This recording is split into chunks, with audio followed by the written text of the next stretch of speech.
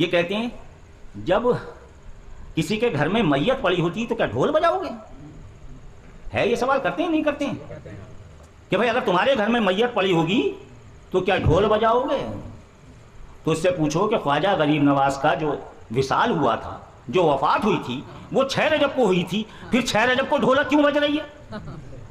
بات سمجھ میں آ رہی ہے نہیں آ رہی ہے؟ تو کمینے وہاں تو ڈھولک بجوانے پہ کچھ نہیں کہتے اور جھومیں گے جا کے. ہے یہ سچائی ہے یا نہیں ہے کہ ہم حسین علیہ السلام کے لیے اگر ڈھول بجاتے ہیں تو یہ پہلے نمبر پہ تو یہ خوشی کا ڈھول نہیں ہوتا، اعلان کرنے کا ڈھول ہوتا. ٹھیک ہے؟ پہلی چیز آپ یہ بتائیے، جتنے لوگ ہم بیٹھے ہوئے ہیں کوئی نہ کوئی کہیں نہ کہیں کسی نہ کسی سلسلے میں مرید ہوگا، اور اگر مرید نہیں بھی ہوگا، بڑے غور سے سمجھ لیجئے گا، اگر کوئی انسان کسی سلسلے میں مرید نہیں بھی ہوگا تو ظاہر ہے ایسا نہیں ہوگا کہ خواجہ غریب نواز کو نہ مانتا ہو، ایسا نہیں ہوگا کہ بڑے پیر صاحب کو نہ مانتا ہو، ایسا نہیں ہوگا کہ صابر کلیری کو نہ مانتا ہو، ایسا نہ ہوگا کہ اشرف جہانگیر سمنانی کو نہ مانتا ہو، ایسا نہ ہوگا کہ وارث پاک اعظم اللہ ذکرہ کو نہ مانتا. اب میں کس کی بات کر رہا ہوں؟ میں اوروں کی بات نہیں کر رہا، میں اپنی بات کر رہا ہوں. ہے کوئی ایسا ہم میں؟ ہم اپنے آپ کو سنی کہتے ہیں اور ٹناٹن سنی کہتے ہیں، تو آپ بتائیے یا تو ہم کسی نہ کسی سلسلے میں مرید ہیں یا نہیں ہیں؟ اور اگر ہم مرید نہیں ہیں تو آپ لوگ اتنے بیٹھے ہیں، بتائیے خواجہ غریب نواز کو بزرگ مانتے ہیں یا نہیں؟ ان کے مزار پہ حاضری دینے جاتے ہیں یا نہیں؟ بڑے پیر صاحب کو ہم لوگ مانتے ہیں یا نہیں؟ کسی نہ کسی بزرگ سے ہم جڑے ہوئے ہیں یا نہیں؟ اسی لیے میں اپنے خطاب میں کہتا ہوں برادران اسلام و طریقہ. ٹھیک ہے؟ اب ذرا سا غور سے سمجھ لیں جو میں مسئلہ بتانا جا رہا ہوں اور اسے رٹ لیں. میں بہت بڑی بڑی باتیں نہیں کرتا، میں بہت چھوٹی چھوٹی باتیں بتاتا ہوں اور اسے آپ سمجھ لیجیے. اور آپ بہت اچھا سمجھتے ہیں، بہت اچھا آپ جانتے ہیں، لیکن یہ جو سامنے والا مخالف ہے اس سے ہم اس کا جواب کیسے دیں گے، اس کی ہم بات کیسے رد کریں؟ تو ہمیں صاف معلوم ہے کہ یہ 22,000 کا یزیدیوں کا لشکر ہے اور 72 ہم قربانی دینے والے ہیں. ہے یہ سچائی؟ تو یہ 22,000 تو ہمارے مقابلے پہ ہمیشہ رہیں گے، چونکہ ہم ماننے والے امام حسین علیہ السلام کے ہیں. یزید کے ماننے والے ہمیشہ، جب رسول اللہ موجود تھے بظاہر، آج بھی موجود ہیں حیات ہیں، آپ یہ بتائیے اس وقت کتنے لوگوں نے کلمہ پڑھا تھا؟ کتنے سے مسلمان ہوئے تھے؟ بہت کم تعداد میں ہوئے تھے. تو ہمیشہ یاد رکھیے کہ باطل کی تو تعداد بڑھی ہوئی ہے، ہمیشہ بڑھی ہوئی رہے گی، حق کی تعداد ہمیشہ کم ہوتی ہے، اور یہی آزمائش ہوتی ہے کہ حق والے ہمیشہ کم ہوتے ہیں اور قربانیاں دے کر اپنے خون سے، اپنے لہو سے دین کو سیچتے ہیں. تو 72 کے مقابلے میں 22,000، بات سمجھ میں آ گئی؟ اب دیکھیے، ہم سب لوگ، سب خواجہ غریب نواز کے ماننے والے، سب بڑے پیر صاحب کے ماننے والے، سب بزرگوں کے ماننے والے، اب ان میں کچھ کمینے ایسے ہیں اونے پونے، بڑے غور سے سمجھ لیجئے گا. اپنے آپ کو کہے گا کہ میں خواجہ غریب نواز سے تعلق ہے میرا، کوئی کہے گا میرا اشرف جہانگیر سمنانی سے تعلق ہے، کوئی کہے گا میرا صابر پاک سے تعلق ہے، کوئی کہے گا میں تو ان بزرگوں کو سب کو مانتا ہوں، سب میری سر آنکھوں پہ ہیں.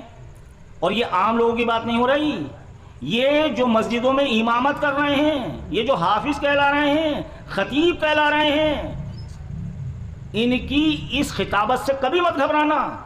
ان سے صرف ایک سوال کرنا، ایک ہی سوال کرنا. یہ کہتے ہیں جب کسی کے گھر میں میت پڑی ہوتی تو کیا ڈھول بجاؤ گے؟ ہے یہ سوال کرتے ہیں نہیں کرتے ہیں کہ بھائی اگر تمہارے گھر میں میت پڑی ہوگی تو کیا ڈھول بجاؤ گے؟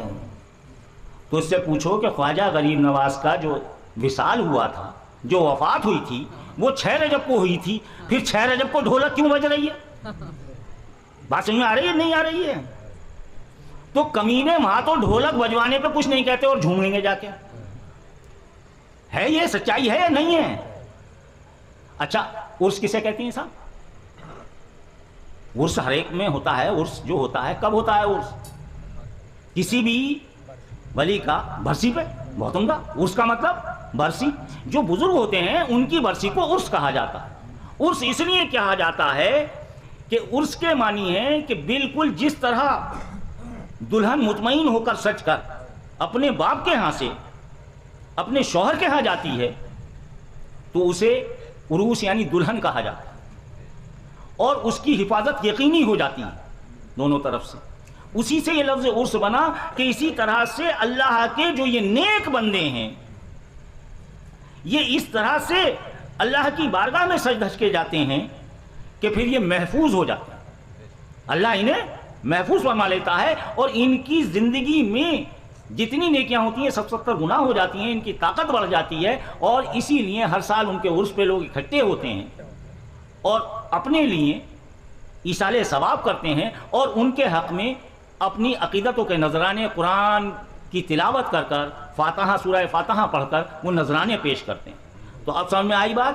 تو آپ کی سمجھ میں ایک بات یہ آ گئی کہ جب ہم کوئی چشتی ہے، کوئی کسی کا ماننے والا ہے، تو اس کے ہاں جب ڈھولک بج رہی ہے تو کون سی خوشی ہے؟ تو پتہ یہ چلا کہ ہم حسین علیہ السلام کے لیے اگر ڈھول بجاتے ہیں تو یہ پہلے نمبر پہ تو یہ خوشی کا ڈھول نہیں ہوتا، اعلان کرنے کا ڈھول ہوتا ہے. ٹھیک ہے، پہلی چیز. دوسری چیز یہ ہے کہ یہ اگر تم یہ کہتے ہو کہ یہ خوشی کے لیے بجتا ہے تو حقیقت یہ ہے کہ حسین علیہ السلام کا غم بھی زمانے میں سب سے بڑا غم، ان سے بڑا غم اس زمانے میں نہیں ہے. اور ایسا غم ہے کہ غم بات کو ہو رہا ہے، رسول اللہ نے پہلے اعلان کر دیا ہے اللہ کے حکم سے، اور پہلے ہی اپنے آنسو بھی بہا دیے ہیں اور وہاں کی مٹی بھی محفوظ کر دی ہے جہاں حسین علیہ السلام شہید. تو یہ ایسا غم ہے جسے رسول اللہ نے بھی اپنے دور میں منایا ہے، اور پھر اپنے دور کے علاوہ باقاعدہ عالم رویا میں آن کر یہ بتاتے ہیں کہ خاص کربلا کے دن بھی میں وہاں موجود تھا، اور یہ خون بھری شیشی جو میرے ہاتھ میں ہے یہ ان شہداء کا خون ہے. تو آقائے دو جہاں جس غم میں شامل ہیں، آقائے دو جہاں جس غم کو کہہ رہے ہیں، اس سے بڑا غم اور کیا ہو سکتا ہے؟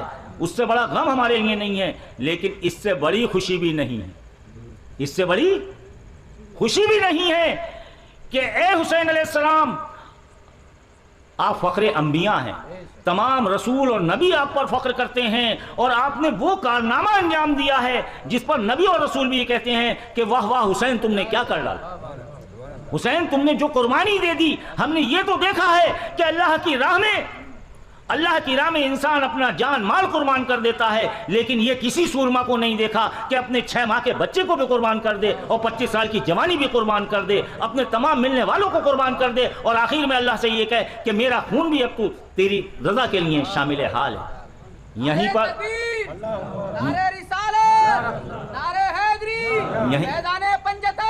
زندہ باد. یہیں پر آنے کے بعد میں خواجہ غریب نواز فرماتے ہیں کارے کے حسین اختیار کر دی، کارے کے حسین اختیار کر دی، کارے کے حسین اختیار کر دی، درے گلشن مصطفیٰ بہار کر دی، درے گلشن مصطفیٰ بہار کر دی. مطلب کیا ہے؟ شاہ حسین بادشاہ حسین جیسے آپ لوگوں کی سمجھ میں آ گیا، اسے بھی سمجھ لیں، یہ بھی خواجہ صاحب کی روبائی ہے. آپ فرماتے ہیں کارے کے حسین اختیار کر دی، اے حسین علیہ السلام آپ نے وہ کام اختیار کیا ہے کہ جس سے ہمیشہ کے لیے ایسا خون سے اپنی قربانی سے ایسا دین محمدی صلی اللہ علیہ وسلم کو، دین رسول کو، اللہ کے شریعت کو آپ نے اپنے خون سے ایسا سینچا ہے کہ ہمیشہ کے لیے اب اس میں بہار رہے گی، کوئی اس کی طرف کو غلط نگاہ بھی اٹھا کر نہیں دیکھے گا، کوئی اس کی طرف کو غلط نگاہ بھی اٹھا کر نہیں دیکھ سکتا. ایسا آپ نے کارنامہ کیا ہے. اور آگے کیا فرماتے ہیں؟ ہیچ پیمبران نیایت انکار. یہ بہت بڑی بات ہے. خواجہ صاحب فرماتے ہیں کسی نبی سے بھی وہ کام نہیں ہوا، وہ کام نہیں لیا اللہ نے، اے حسین جو کام آپ سے لیا ہے اللہ نے. آپ فخر انبیاء ہیں، آپ فخر رسول ہیں، تمام جتنے رسول اور نبی ہیں ان سب کے سردار آپ کے نانا ہیں. اور جب نانا کے ہاں یہ پیغام آ رہا ہے کہ یہ بچہ شہید ہوگا، تو ویسے تو آقا ہر چیز کے لیے دعا کرتے ہیں، لیکن یہاں راضی برضا ہیں کہ اللہ نے جو انعام میرے حسین کو دیا ہے وہ انعام ہی اتنا بڑا ہے، وہ انعام ہی اتنا بڑا ہے. شہادت کوئی کم بڑا انعام نہیں ہے. تو کار کے حسین اختیار کر دی، در گلشن مصطفیٰ بہار کر دی، ہیج پیمبرانی آیدی کار. آگے فرماتے ہیں واللہ، اللہ کی قسم وہ کار اختیار کر دی. اے حسین علیہ السلام، اللہ کی قسم جو کام آپ نے اختیار کیا ہے، جب سے دنیا بنی ہے قیامت تک یہ کوئی دوسرا یہ کام کر ہی نہیں سکتا، کسی سے ہو ہی نہیں سکتا، کوئی کر ہی نہیں سکتا. آپ نے اس انتہا کو پہنچا دیا ہے اپنی قربانی کو، اپنی اس شہادتوں کو، کہ جو اس کے مقام تک کوئی پہنچ ہی نہیں سکتا.